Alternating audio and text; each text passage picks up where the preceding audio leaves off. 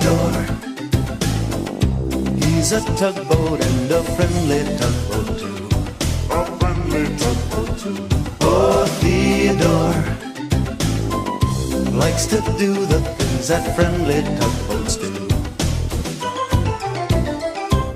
Pushing and a pulling in the great big harbor, in the great big world is so much fun. So many brand new things to discover. Waking with the sun, gotta get the job done. Oh, Theodore and Emily, Bodak, Hank and George, and the harbor master too.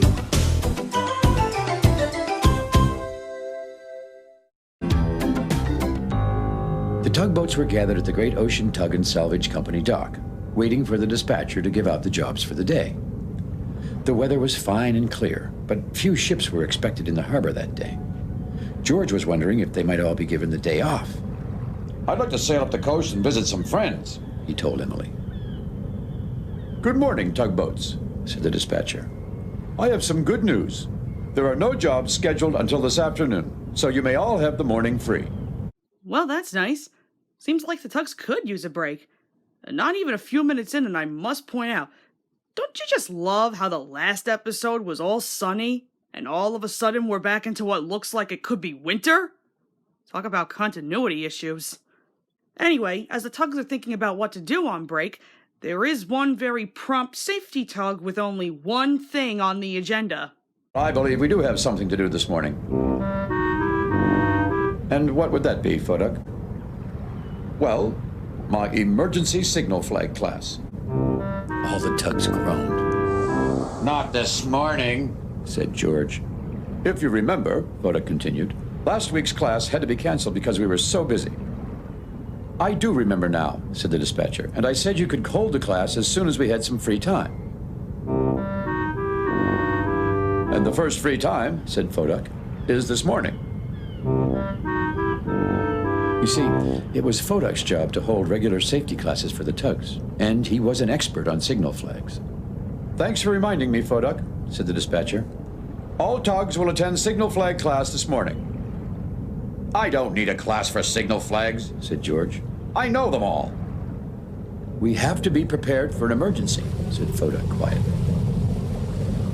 "We've been over it all before," said George to the others. "It's a waste of time."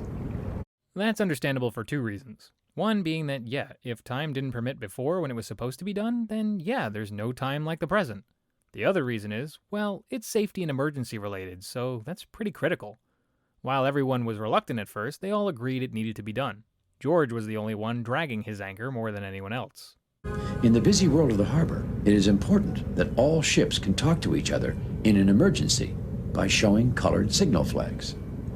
The flags are like special words that ships say to each other. The signals help prevent accidents. "Let's get started," said Fodak. "I will show one of the signal flags and ask someone to tell me what it means. Ready? What does this flag mean? Emily?" "I am leaving for the ocean." "Right," said Fodak. "I wish I was leaving," said George. He was trying to make a joke, but Hank was the only one who laughed. "What does this signal mean?" he said. "Theodore?" "I think it means I'm dragging my anchor." "Very good," said Fodak. There you go. Not only is this a learning segment for the tugs themselves, but for the audience as well. It's a good question someone might have. Just how exactly are things communicated in the harbor? Of course, now the world has updated electronic equipment that probably doesn't require a whole lot of flag waving. But still, if all else fails, I'm sure it would be useful. George was the only one who wasn't thinking this, though. "Let's try another one," said Fodak as he showed a new flag. "What does this signal mean? George?" said George. He was surprised to hear his own name. "Go ahead, George," said Theodore. "Tell Fodak what the flag means." "I don't know what it means," said George suddenly. "and I don't care." "This signal means I am in trouble," said Fodak. "George, you really need to know this one." "These signal flags are silly," said George. "If a ship is in trouble, she can call me on the radio." "But what if the radio isn't working?" asked Emily. "Well, I have other things to do," said George. He still thought the flags were silly, and he could not remember a time when he had ever had to use them. "We haven't looked at the other signals yet," called Fodak. "This is a very important signal." but George was gone.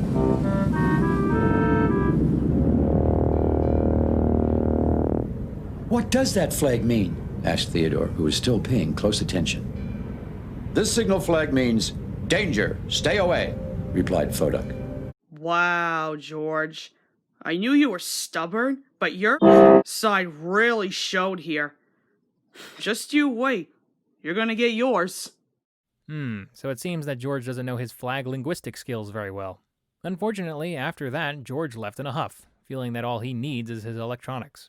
Of course, Foduck would know this isn't totally true now, after the episode of Theodore and Bluenose of Season 1, where a similar scenario occurred where characters relied on old-fashioned technology. Over the next few days, the tugs were very busy as many large ships entered and left, and many barges were pushed and pulled. But not once during the week did one of the tugs use the signal flags, and George made sure Foduck knew it. Did you use any of your signal flags today, Foduck? Asked George. "No," said Foduck, who didn't really like the question. Well, did you use some? Asked George. "No," said Foduck. I'm not surprised, said George. He still thought the signal flags were silly. But that was about to change. Of course, because all George is doing is putting Foduck in check for how useless it was for him for having that class. That is until the next day when a heavy fog came down over the harbor. George and Theodore were on patrol, but decided to split up to cover more surface area. That's when George came across his first test. George cautiously moved closer to the shore. And then he saw it. The large shape loomed in the distance. It was a ship, and George could tell from the way she leaned that something was wrong.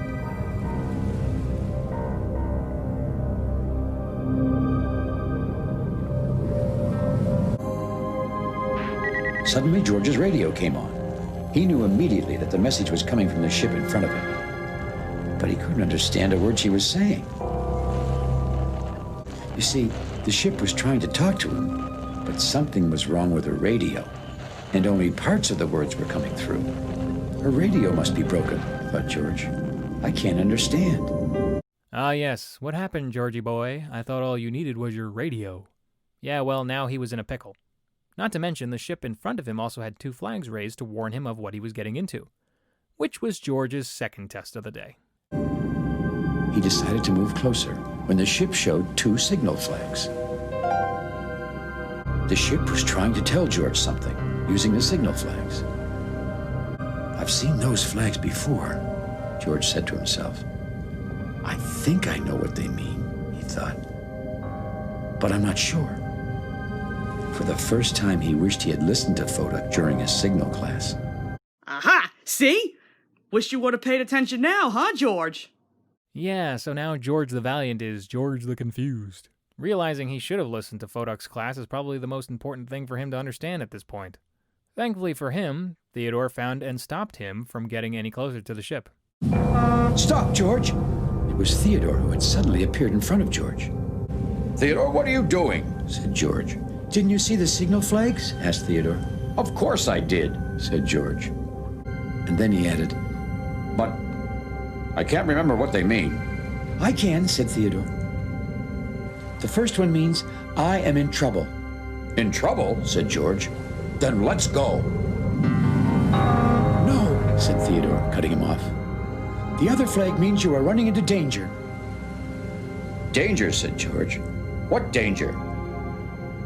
They peered closely at the water near the ship, and then they saw the rocks. They were large and jagged and just below the surface.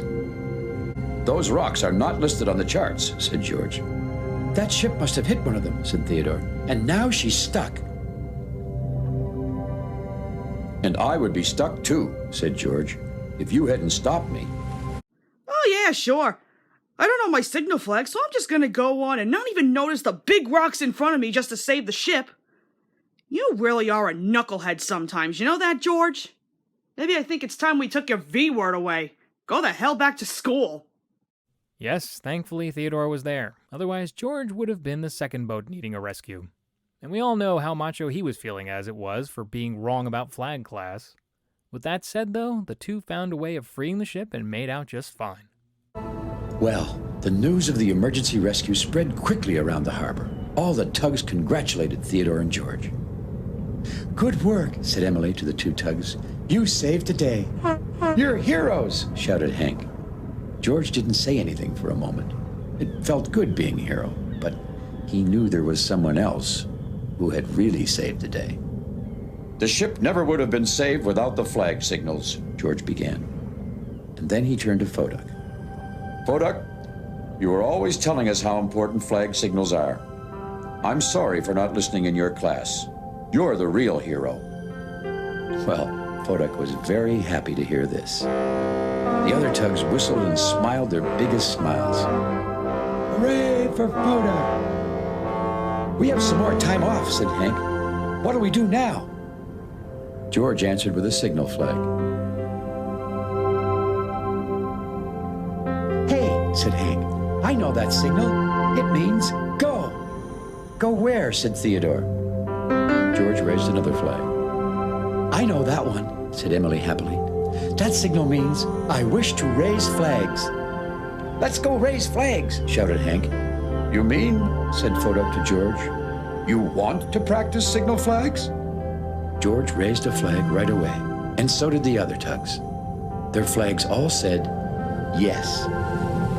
And with that, all the tugs headed off, with George leading the way.